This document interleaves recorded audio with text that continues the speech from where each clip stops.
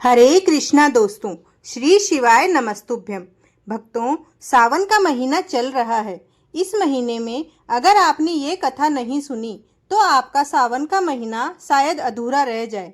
आपने सुना होगा कि भगवान भक्त वत्सल होते हैं, लेकिन भगवान के पास हमारी भक्ति पहुंच भी रही है या नहीं, ये हमें इस कथा से बहुत अच्छे से मालूम चल जाएगा। तो भक्तों, सुनते हैं यह पवित्र और पावन कथा। बहुत समय पहले की बात है। एक मोहनपुर गांव में शिवम एक चौकीदार था। वह रात भर गांव की गलियों में लाठी लेकर आवाज लगाता रहता और घूमता रहता। इसके चलते गांव वाले चैन की नींद सोते थे, क्योंकि शिवम अपना काम बड़ी मेहनत और लगन के साथ करता था। वह रात को अपना खाना लेकर निकलता और शिवजी के मंदिर जाता था। रात के समय जब पुजारी जी मंदिर बंद करते, तब वह अपने काम पर निकल जाता था। एक दिन पुजारी बाबा ने चौकीदार शिवम से पूछा, शिवम, यह सभी गांव वाले सुबह मंदिर आते हैं और तू रात को मंदिर आता है। उसके बाद मंदिर बंद होने तक बैठा रहता है।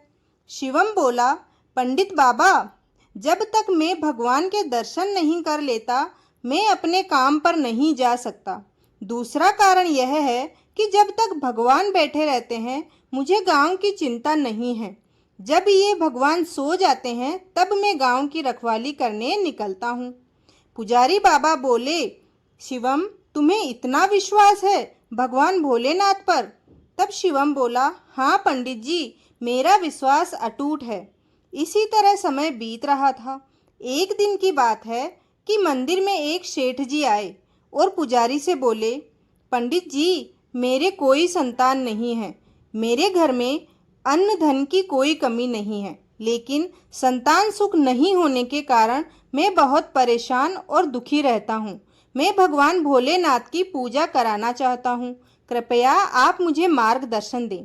तब पंडित जी ने विधि विधान से सेठ जी की पूजा करवा दी। पंडित जी ने बोला, भगवान ने चाहा तो तुम्हें अवश्य ही संतान की प्राप्ति होगी, लेकिन जब आपको संतान की प्राप्ति हो जाए तो उस बच्चे को लेकर मंदिर में दर्शन करने अवश्य ही आना।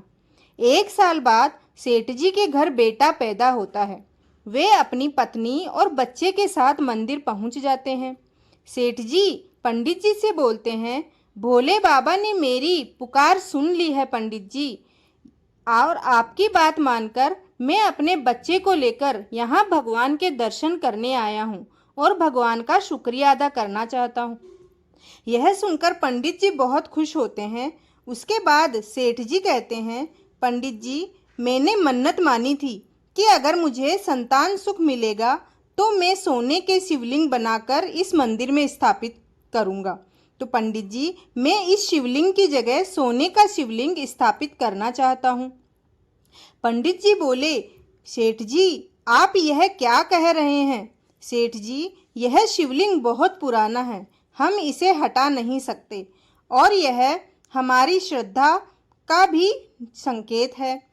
और अगर आपने सोने का शिवलिंग स्थापित कर दिया तो इस खबर के फैलते ही शिवलिंग के चोरी होने का खतरा बढ़ जाएगा। सेठ जी बोले, लेकिन पंडित जी, मैंने तो निर्णय कर लिया है, आप ही कोई उपाय बताइए। तब पंडित जी बोलते हैं, सेठ जी, आप मुझे सोचने के लिए कुछ समय दो, मैं अपने गांव वालों से सलाह करके आपको बताऊंगा। आप 2 दिन बाद वापस गांव पधारिए। रात को पंडित जी शिवम से बात करते हैं। शिवम यानी कि चौकीदार। शिवम बोलता है, पंडित जी, आप चिंता ना करें, भोलेनाथ पूरे संसार की रक्षा करते हैं। क्या भोलेनाथ अपने शिवलिंग की रक्षा नहीं कर पाएंगे?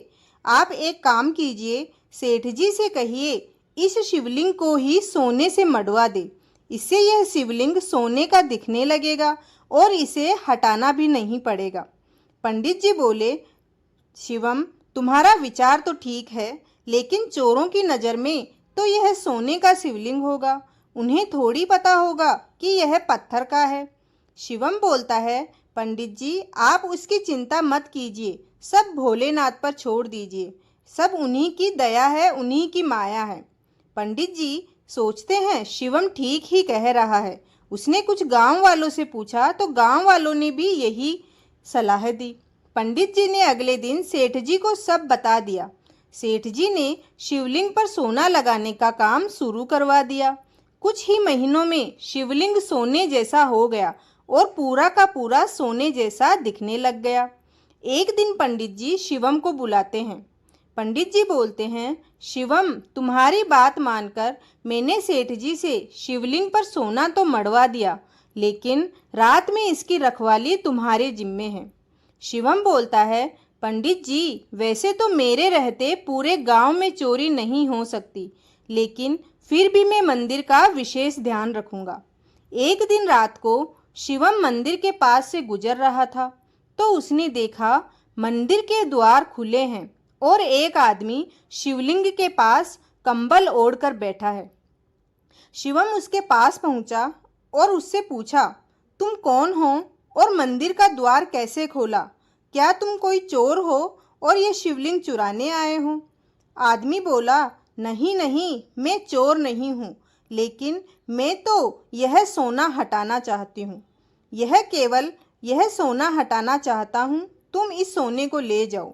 शिवम, क्या मतलब? इस सोने को क्यों हटा रहे हो? आदमी बोला, यह सोना तुम्हारे कारण लगा है, इसलिए मैं चाहता हूँ कि यह सोना तुम ही ले जाओ। यह सोना मेरे किसी काम का नहीं है। शिवम बोला, आप कौन हैं और ऐसा क्यों बोल रहे हैं? तभी वह आदमी भगवान शिव के रूप में प्रकट हो जाते हैं। भक्तों, शिवम को भगवान अपने साक्षात दर्शन देते हैं, क्योंकि उसे भगवान शिव पर अटूट विश्वास था। शिवजी ने बोला, मेरे और मेरे भक्तों के बीच में यह सोने की दीवार खड़ी कर दी है।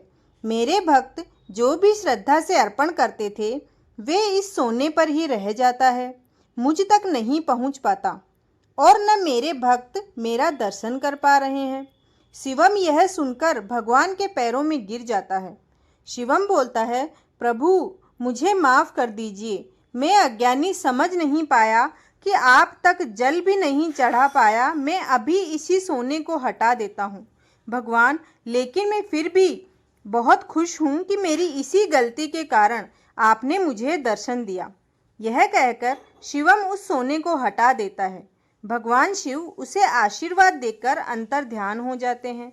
सुबह जब मंदिर खुलता है तो पंडित जी यह सब देखकर शिवम से पूछते हैं, शिवम, यह क्या है? शिवलिंग के ऊपर का सोना कहाँ गया? तब चौकीदार शिवम ने उन्हें सारी बात बता दी। पंडित जी उसी समय सेठ जी को बुलाते हैं।